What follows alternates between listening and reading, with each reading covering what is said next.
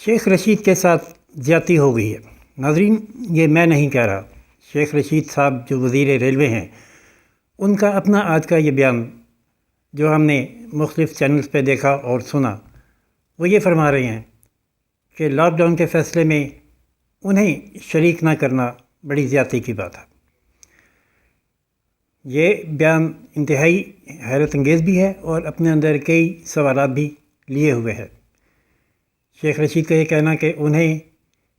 Lock down کے فیصلے میں شریک نہیں کیا گیا، یہ سوال جنم دیتا ہے کہ کیا صرف شیخ رشید کو اس فیصلے میں شریک نہیں کیا گیا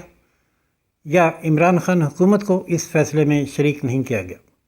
اور جو دوسرا سوال اس سے پیدا ہوتا ہے وہ یہ ہے کہ اگر اس حکومت کو لاک ڈاؤن کے فیصلے میں شریک نہیں کیا گیا تو یہ فیصلہ کس نے کیا؟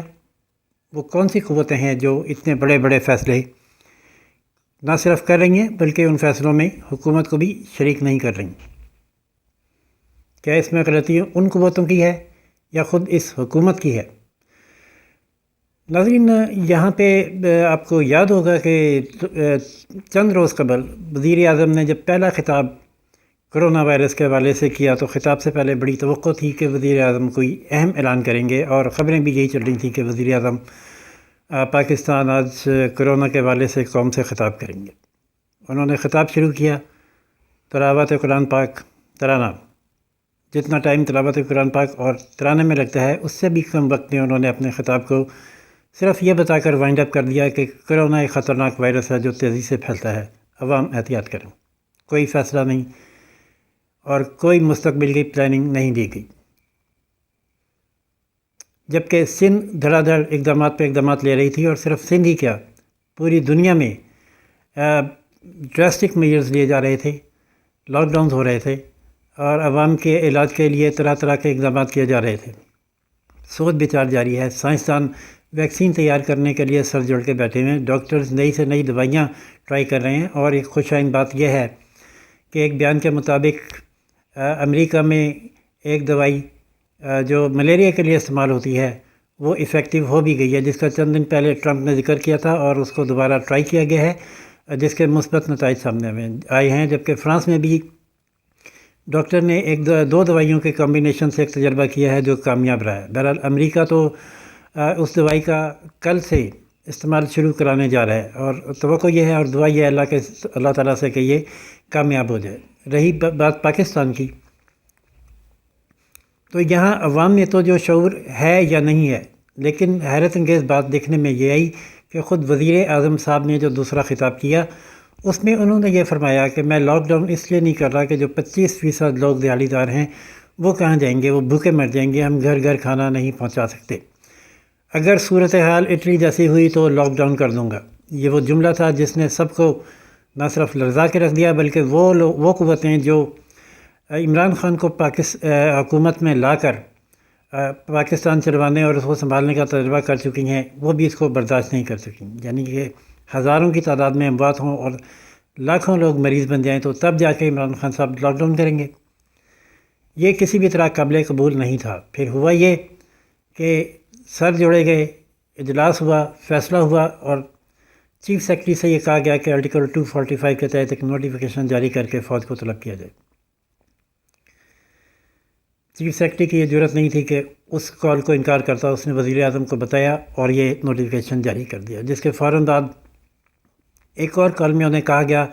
کہ پنجاب میں لاک ڈاؤن کا نوٹیفیکیشن جاری کیا جائے۔ یہ نوٹیفیکیشن بھی چیف سیکرٹری نے جاری کر کے وزیر اعلیٰ کو بھجوایا، جنہیں کہا گیا کہ یہ نوٹیفیکیشن پڑھ دیا جائے۔ تو ناظرین، وزیر اعلیٰ پنجاب بزدار کے ذریعے لاک ڈاؤن کا اعلان کروا کر